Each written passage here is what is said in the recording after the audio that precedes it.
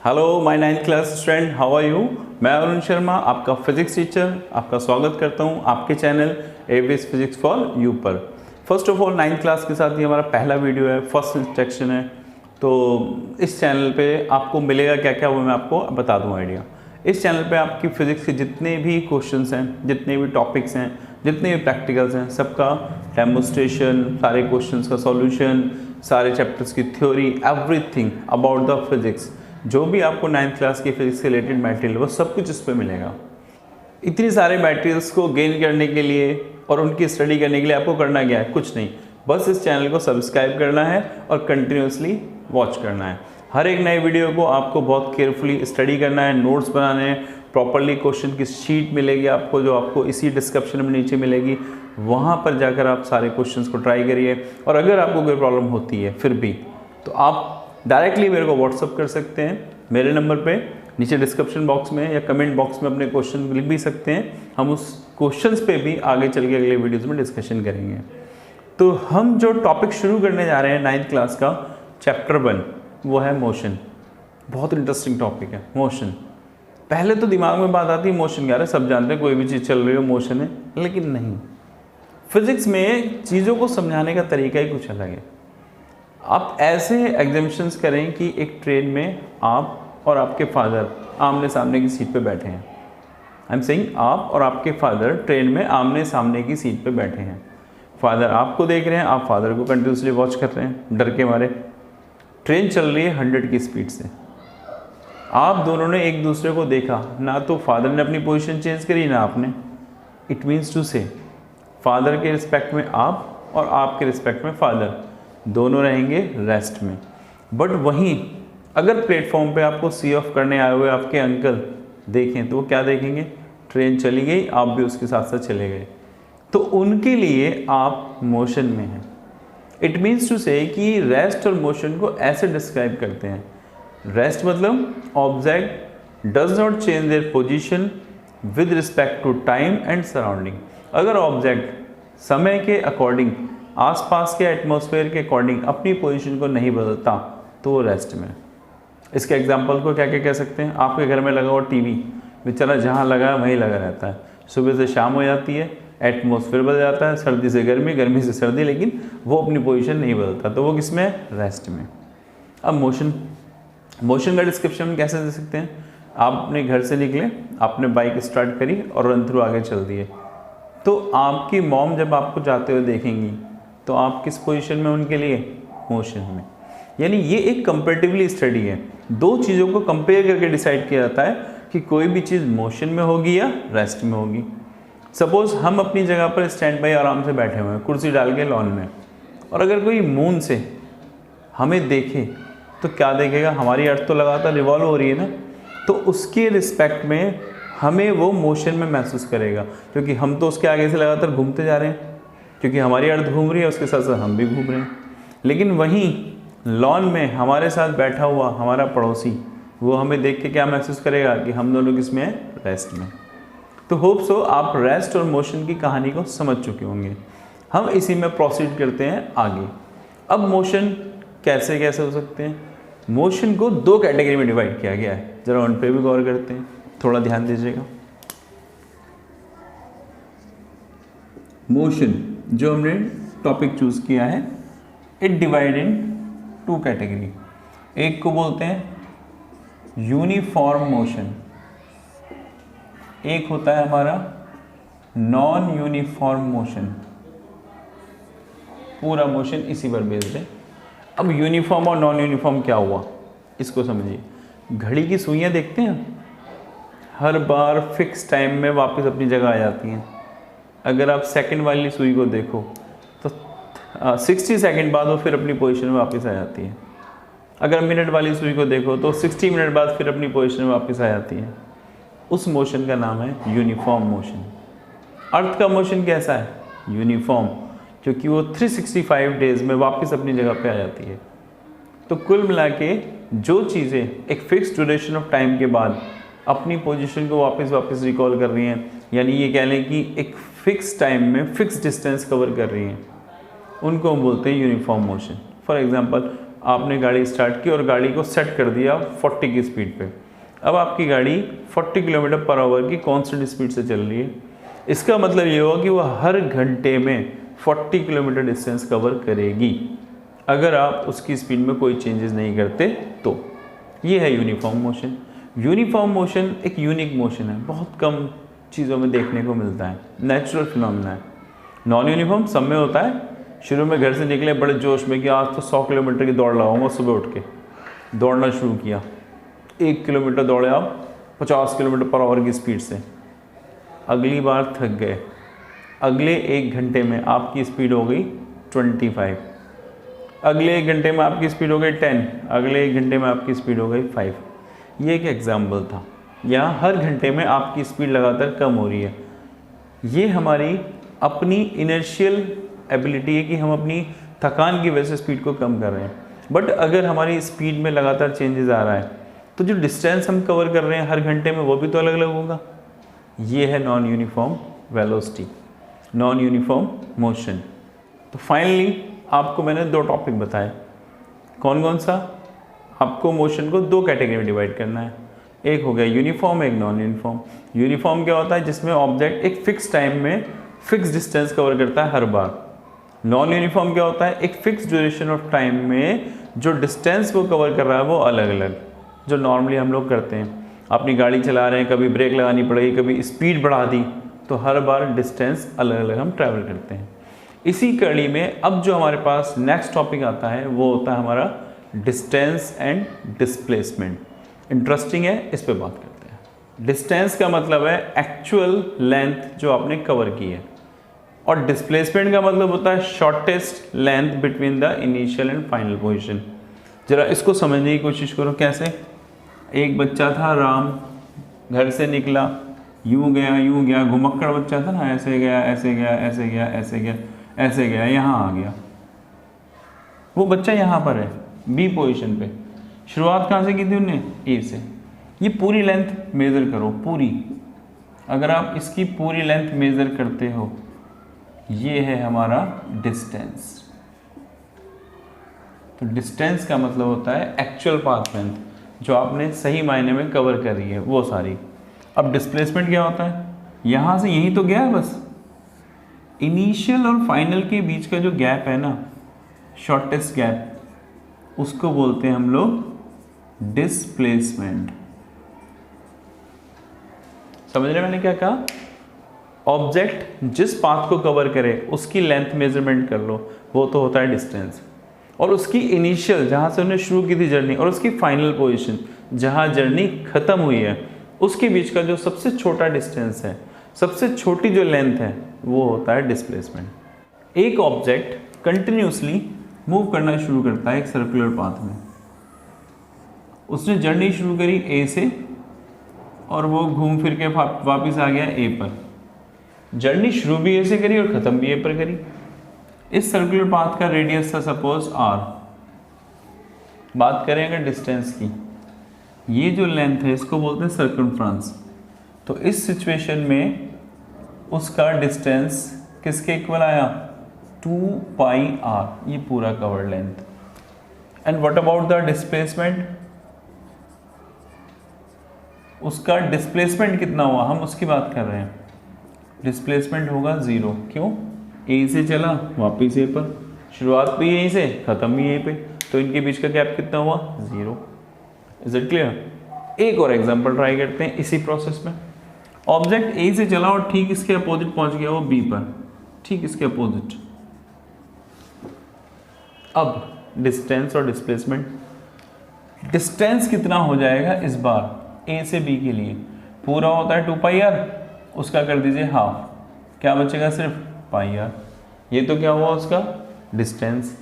और डिस्प्लेसमेंट क्या हुआ? इनिशियल और फाइनल के बीच का सीधा गैप। जरा इसको मेजरमेंट करिए, ये आर, ये भी आर, यहाँ से यहाँ तक का डिस्टेंस आर, ये भी आर, टोटल जोड़िए कितना हो गया? डायमीटर, यानी कि 2r। ये है हमारा डिस्टेंस और डिस्प्लेसमेंट निकालने का फंडा। होप सो डिस्टेंस और डिस्प्लेसमेंट आपको क्लियरफाई हो चुका होगा। इसी सीरीज को जब आगे प्रोसीड करते हैं तो हमें अगला टॉपिक मिलता है जिसका नाम है हमारे पास स्पीड और वेलोसिटी। अब इस पर डिस्कशन करते हैं हम लोग। Next topic is speed and velocity. जरा इस पे गौर करिएगा, ये क्या है। स्पीड का मीन्स क्या होता है? स्पीड हम कैसे मेजरमेंट करते हैं? स्पीड मीन्स है distance travel by object in 1 unit time. एक फिक्स यूनिट टाइम में ऑब्जेक्ट ने कितना डिस्टेंस कवर किया, वो होती है उसकी स्पीड। और इसी को ऐसे बोल दो, displacement covered by object in unit time, वो वेलोसिटी। दोनों में फ़र्क क्या है? वेलोसिटी लोगे तो डिस्प्लेसमेंट चाहिए, स्पीड लोगे तो डिस्टेंस चाहिए। जरा क्लियरिफाई करता हूँ थोड़ा सा इसको। स्पीड कैसे? सपोज एक ऑब्जेक्ट ए से चला और वो पहुंचा बी तक, कितनी देर में? उसने टाइम लिया 2 आवर का। ए से बी तक जाने में उसको टाइम कितना लग रहा है? 2 आवर, 2 घंटे का। और ए से बी तक उसने डिस्टेंस कितना कवर कर रखा है? 50 किलोमीटर। तो हमें इससे ये समझ में आ रहा है कि ऑब्जेक्ट 2 आवर में 50 किलोमीटर का डिस्टेंस कवर करता है। तो 1 आवर में कितना डिस्टेंस कवर करेगा? 50 डिवाइड बाई 2, 25 किलोमीटर। तो उसकी स्पीड क्या हुई इस कॉन्सेप्ट से? उसकी स्पीड हो गई 25 किलोमीटर पर आवर, यानी वो हर घंटे में 25 किलोमीटर का डिस्टेंस कवर करेगा अगर वो यूनिफॉर्म स्पीड से चल रहा है तो। फिर से स्पीड कैसे निकाला हमने? स्पीड का फंडा सिंपल है। स्पीड का मतलब distance travel by object in unit time. A से बी तक ऑब्जेक्ट गया ना, 2 आवर लिया ना, डिस्टेंस 50 किलोमीटर चला ना, तो 2 आवर में 50 किलोमीटर, 1 आवर में कितना हुआ? 25। तो उसकी स्पीड क्या हो गई? 25 किलोमीटर पर आवर, यानी हर घंटे में वो 25 किलोमीटर का डिस्टेंस ट्रैवल करेगा। ये है उसकी यूनिफॉर्म स्पीड।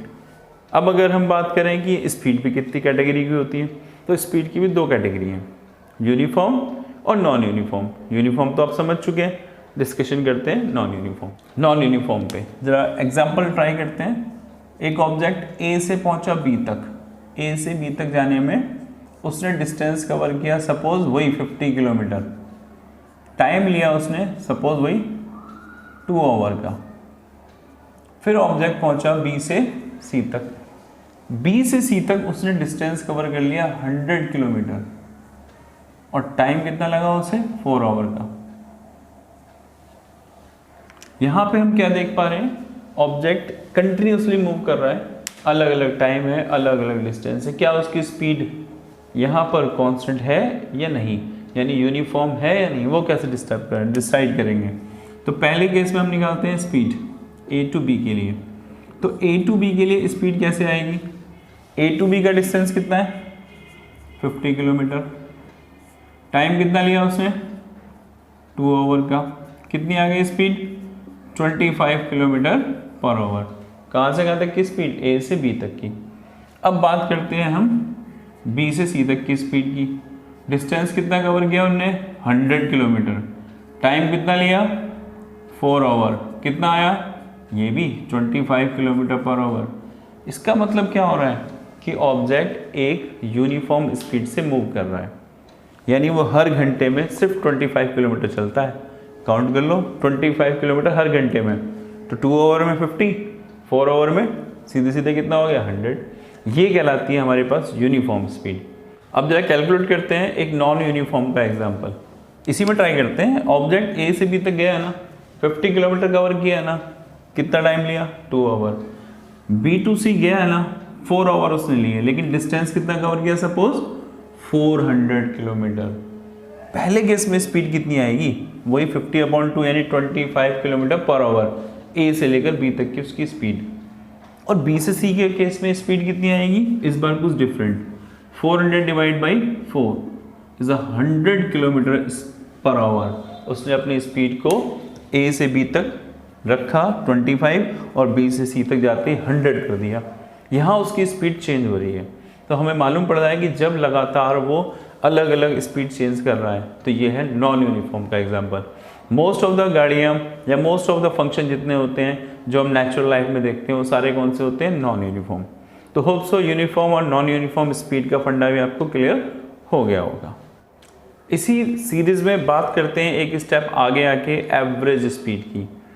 एवरेज स्पीड या एवरेज वेलोसिटी ये क्या है? सिंपल, इनिशियल और फाइनल वेलोसिटी का जो एवरेज आया वो होती है हमारी एवरेज वेलोसिटी। जरा इस केस में ट्राई करो, अगर मुझे इसी केस में एवरेज वेलोसिटी निकालनी होती, वेलोसिटी एवरेज कैसे निकलती? शुरू में उसने ए से बी तक जाने में कितनी स्पीड को कैरी फॉरवर्ड किया है? 25।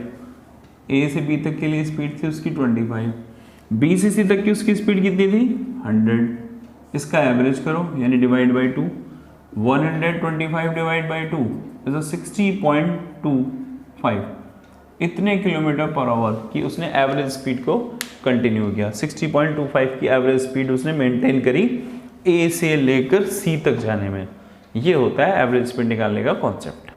इसी सीरीज में हम नेक्स्ट टॉपिक की बात करते हैं जो है हमारा एक्सेलरेशन। एक्सेलरेशन का मीन्स क्या है? Velocity change per unit time, यानी एक पॉइंट से दूसरे पॉइंट तक जाने में ऑब्जेक्ट की वेलोसिटी में होने वाला change divide by duration of time. इस रेशो का नाम है एक्सेलरेशन। इसे एक एग्जांपल से ट्राई करते हैं। सपोज राम अपने घर से चला, राम अपने घर से चलना शुरू हो रहा है ना, ये रहा उसका घर पॉइंट ए, तो उसकी इनिशियल वेलोसिटी कितनी हो गई? 0। इनिशियल वेलोसिटी को u से रिप्रेजेंट करते हैं, यानी वो शुरुआत कहाँ से करता है? 0 से, रेस्ट से। अब वो रन थ्रू पहुंचा अपने दोस्त के घर पे, ये रहा उसके दोस्त का घर पॉइंट बी। ए से बी तक जाने में उसको टाइम लगा सपोज 3 आवर का, 3 घंटे लग गए उसको अपने दोस्त के घर तक पहुंचने में। और ए से बी तक जब वो गया तो उसने देखा कि वहाँ पे दौड़ता हो जा रहा था, उसकी स्पीड लगातार बढ़ रही थी। उसके दोस्त के घर पर जब वो पहुंचा उस वक्त उसकी स्पीड हो चुकी थी 60 किलोमीटर पर आवर। अपने घर से तो रेस्ट से चला एकदम और रनिंग शुरू कर दी।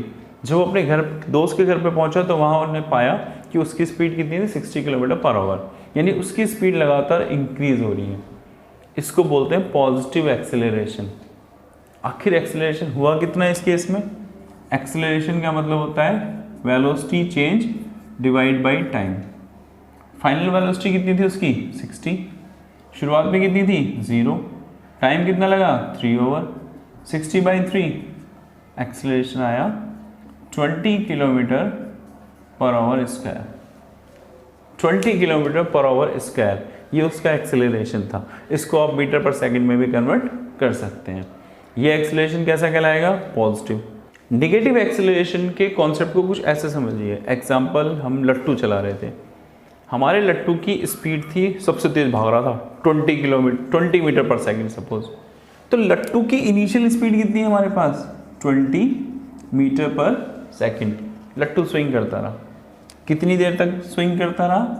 सपोज स्विंग करता रहा वो 3 सेकंड तक, और उसके बाद लट्टू रुक गया। तो उसकी फाइनल स्पीड कितनी हो गई? 0। यहाँ पे हम क्या देख रहे हैं? लगातार स्पीड में डिक्रीमेंट आ रहा है। जब स्पीड में डिक्रीमेंट आए तो समझ जाओ कौन सा एक्सेलरेशन है? नेगेटिव। अब कितना नेगेटिव एक्सेलरेशन है वो कैसे निकालेंगे? फिर से final minus initial divide by T. Final velocity 0 थी, इनिशियल थी 20 डिवाइड बाई 3। तो यहाँ एक्सेलरेशन कैसा है? नेगेटिव 20/3 मीटर पर सेकेंड स्क्वायर। तो जब भी स्पीड में इंक्रीमेंट हो समझ जाओ पॉजिटिव एक्सेलरेशन, स्पीड में डिक्रीमेंट हो नेगेटिव एक्सेलरेशन। हम उठे और दौड़ना शुरू कर दिया, पॉजिटिव एक्सेलरेशन। हम दौड़ते हुए आ रहे थे, गिर पड़े और रुक गए, नेगेटिव एक्सेलरेशन। होप सो आपको ये सेशन समझ में आया होगा। मैं अपनी बात यही ख़त्म करता हूँ आज।